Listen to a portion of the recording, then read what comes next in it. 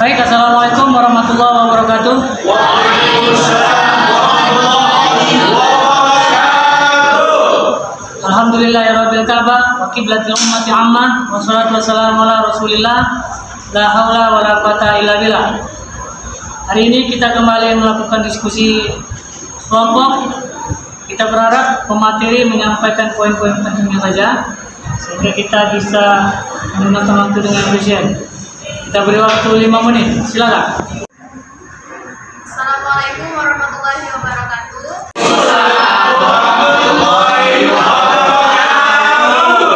Alhamdulillah, pada sore hari ini kita semua masih dapat diberikan kesehatan sehingga kita masih dapat berkumpul di kelas kita ini, di mana saya Rizky Ramadhani Siregar sebagai moderator pada kelompok 6 yang sudah judul materi kami yaitu strategi pembelajaran ekspositori, di mana anggotanya itu ada Akilah Anissa Farhanha, Rizky Ramadhani Siregar, dan Sari Mulyani.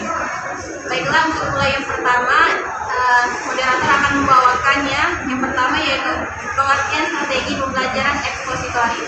Nah, istilah ekspositori ini berasal dari konsep eksposisi yang berarti itu memberi penjelasan. Nah, dalam konteks ini, ekspositori ini strategi yang dilakukan oleh guru untuk menjelaskan fakta-faktanya, gagasan-gagasan, dan informasi-informasi penting lainnya kepada para pembelajar. Selanjutnya itu ada beberapa ahli yang berpendapat pengertian strategi pembelajaran ekspositori. Yang pertama itu ada Mulyono, Majid, dan Roy Milan. Untuk selanjutnya saya silakan kepada pemateri pertama. Kepada pemateri saya terima kasih kepada moderator. Di sini saya akan menjelaskan karakteristik pembelajaran ekspositori, di mana itu ada 3. Yang pertama, menyampaikan materi pelajaran secara verbal, bertutur secara lisan merupakan alat utama dalam melakukan strategi ini. Orang sering mengidentifikasikannya dengan metode ceramah. Yang kedua, materi pelajaran yang sudah jadi seperti data atau fakta, konsep-konsep tertentu yang harus dihafal sehingga tidak menuntut siswa untuk berpikir ulang. Nah, yang ketiga ada menurut Dimyati dan Pujiono, di mana mengatakan tujuan utama pembelajaran ekspositori yang memindahkan pengetahuan, keterampilan, dan nilai-nilai kepada siswa. Prinsip penggunaan strategi ekspositori ada 4. Yang pertama, berorientasi pada tujuan. Yang kedua, prinsip komunikasi. Ketiga, kesiapan. Dan keempat, berkelanjutan. Nah, prosedurnya ada 4, yaitu persiapan, kemudian penyajian dan penjelasan materi, kemudian korelasi, dan yang terakhir ada menyimpulkan. Keunggulan strategi pembelajarannya ada 3, yaitu guru dapat mengontrol urusan dan keluasan materi yang akan disampaikan. Yang kedua, strategi yang sangat efektif bila digunakan yang cakupan materinya luas. Dan yang ketiga, dapat digunakan untuk jumlah siswa dan ukuran siswa yang besar. Nah, kelemahannya ada 4. Yang pertama, lebih banyak dilakukan dengan ceramah. Yang kedua, dapat dilakukan terhadap siswa yang memiliki kemampuan mendengar secara baik. Yang ketiga, keberhasilan strategi pembelajaran ekspositori sangat tergantung dengan kemampuan guru. Dan yang keempat, ada kesempatan mengontrol, di mana kemampuan siswa pada materi pembelajaran sangat terbatas. Nah, kesimpulannya, strategi pembelajaran ekspositori adalah strategi pembelajaran yang menekankan kepada proses penyampaian materi secara verbal dari seorang guru kepada peserta didik dengan maksud agar peserta didik menguasai materi pelajaran secara optimal. Saya kembalikan kepada moderator. Baiklah, telah selesai pemateri menyampaikan materinya. Untuk selanjutnya kami membuka sesi tanya jawab kepada 2 orang penanya. Saya persilahkan. Terima kasih kepada moderator. Baik, pertanyaan saya, apa yang menjadi pembeda antara strategi pembelajaran ekspositori dengan strategi pembelajaran biasa? Kemudian, kapan waktu yang paling efektif untuk digunakannya strategi? Terima kasih. Assalamualaikum warahmatullahi wabarakatuh. Pertanyaannya adalah, bisakah saudara berikan contoh konkret daripada strategi pembelajaran ekspositori ini dan kira-kira sudah dipakai di mana? Baiklah, di sini saya akan menjawab pertanyaan dari saudari Vira, di mana pertanyaannya apa pembeda antara strategi pembelajaran ekspositori dengan pembelajaran biasa. Jadi perbedaannya itu yang pertama dari pendekatan penyampaiannya, di mana pembelajaran ekspositori itu pendekatannya lebih terpusat pada guru dalam penyampaian informasi, dan guru berperan sebagai sumber utama pengetahuan dan memberikan penjelasan yang mendalam tentang materi pelajaran.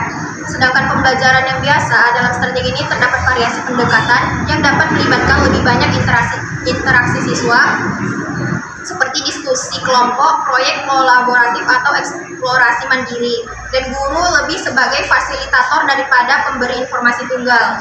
Nah, yang kedua, tingkat kontrolnya. Kalau di ekspositori, guru memiliki lebih banyak kontrol atas alur pembelajaran karena mereka memimpin secara langsung dalam menjelaskan konsep dan mengorganisir informasi. Untuk pembelajaran yang biasa, siswa memiliki lebih banyak kontrol dalam pembelajaran, di mana mereka mungkin memiliki kebebasan untuk memilih cara mereka mengeksplorasi materi, berkolaborasi dengan teman, dan mengatur pemahaman mereka sendiri. Dan yang ketiga itu perbedaannya ada keterlibatan siswanya, di mana strategi pembelajaran ekspositori, meskipun siswa menerima informasi yang jelas, tingkat keterlibatan siswa dapat lebih pasif, terutama jika pendekatan tidak mempromosikan pertanyaan atau diskusi. Untuk pembelajaran yang biasa, strategi lebih menekankan pada keterlibatan aktif siswa, yang dimana mereka diajak untuk berpikir kritis, mengajukan pertanyaan, berdebat, atau berkolaborasi dengan rekan sekelas.